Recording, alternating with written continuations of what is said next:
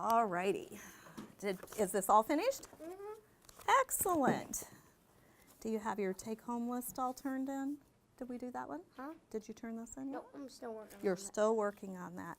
Okay, so in math today, we're going to learn, what is that we're going to learn? What do you have to learn over here? Months. The months of the year. And we are going to do elapsed time on 102 and 103, okay? You've got a stack of stuff for me. Handwriting, definitions, excellent. Okay. And today for math, we're going to do 146 to 153. We're going to do numbers 3, 15 through 19. So, did you have questions on corrections prior to that, Caleb? Did you have any correction questions? 137? Which number? 17. 17. Oh, the multiple choice. Okay. It's Says, which function rule relates x and y for the set of ordered pairs? My grading is based on what the child does every day. So if I give an assignment in something, the written work is expected to be turned in at the next class period, and I always grade their papers within the 24-hour turnaround period. You probably noticed in some of the segments where I asked the children if they had any corrections or problems that they didn't understand from a previous assignment. And so the first thing we do at every class is correct. I expect all corrections to be made.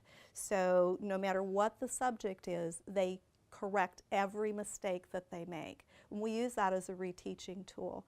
Now, I use the pending mark on RenWeb to keep track of the things that we still need to correct. So if a student doesn't have the correction completed in the class period, I will go enter the grade and then I'll mark it as pending. That way both the parent and I and the child know that that still has something that needs to be fixed. So to me that's really important because that way I can custom make the corrections or the reteach to each child's need. The children also know that they can't go on to take a test or do a major project until those corrections are taken care of, and we are 100% certain that they know and have mastered the skill. What kind of time do we measure with a calendar? Look at the calendar and think about it. What kind of time are we measuring? Days and what? Months. We measure days and months and years with a calendar. That's right, days and months and years. Do you know about how many days most months have? 30. 30. A few months have 31, and then there's 1 month that gets gypped. He doesn't have very many days. 28. Yeah, February, right? February. So a calendar shows the days, the weeks, the months, and the year. You can use a calendar to find elapsed time. When's your birthday? August 13th. August 13th. So your birthday was here. All right. How many months have gone by since August 13? Go to August 13. You say it with your, because that's our starting point. Then we go to what comes after August. Month after August. What was last month? Can you remember? You can't remember. Okay, that's something we're going to work on then, isn't it? I have 4 boys that are brothers, and they were homeschooled for a number of years. And fortunately, I have gotten the littlest guy as a first grader, which is exciting to me. And we started out me knowing from the get-go that there were a lot of things he didn't know. He didn't know his name, first, middle, and last. He didn't know his birthday and so forth. So he has been just methodically worked through all of those things that you would expect a 7-year-old to learn. But his 10-year-old brother came in. Mother thought that he was ready for 4th grade. We tested and placed him in 3rd grade, but I constantly discover that there are kind of little holes in what he knows. And today during math class, which you could probably see in the video, I discovered that he didn't know the months of the year or the days of the week. He can't recite them. He doesn't know their sequence or order.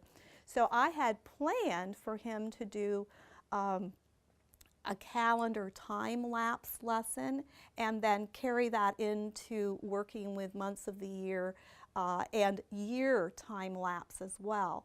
But when I discovered that he didn't know the months of the year or the days of the week in order, we backed up, slowed down. I readjusted the lesson plan so that his big objective between today and tomorrow will be to memorize his days of the week and his months of the year, and we'll talk about the months in terms of seasons when he comes in tomorrow. We'll go through, see what he's memorized, and then talk about which months are in which season, and we'll try to tie them to some practical things, holidays that he celebrates, his birthday and other issues, and then we will move forward to whatever he's ready to handle next. But that's one of the great advantages to having a multi-grade setting and having more intimate connection with each person that you're working with, because right away you can pinpoint those weak areas and then go back and prescriptive teach or readjust their lesson plans to accommodate that child's need right there on the spot. I have in my mind where I want that boy to be at the end of the year, academically speaking, and I know the things that he needs to know from my scope and sequence and my standards that I look at every year. So it's not going to affect my lesson plan because my lesson plan isn't lockstep. My lesson plan is to meet the needs of that child and to make certain that that student has mastered the skills that he or she needs to be able to function for the next level. So as I go through the year with him, other things that maybe we'd intended to cover today, or maybe he takes 2 weeks to learn this, we will integrate it into other subject areas and we will pull it into other lessons where we can make it relate. My lesson plans are very fluid. In my opinion, lesson plans have to be fluid. They have to be fluid. I can't plan last week for what's going to happen 2 months from now. I can have a general idea and I can know the concepts, and I might know that I'm going to teach a unit on birds or I'm going to have a fraction unit. But how that child learns that material then becomes my job to be creative and present it and integrate it in such a way that it becomes meaningful for the student. My job is to know how my students learn and to know how best to achieve mastery of a concept, and then pick and choose the resource, whether it's a textbook, whether it's a manipulative, something on the internet or the iPad,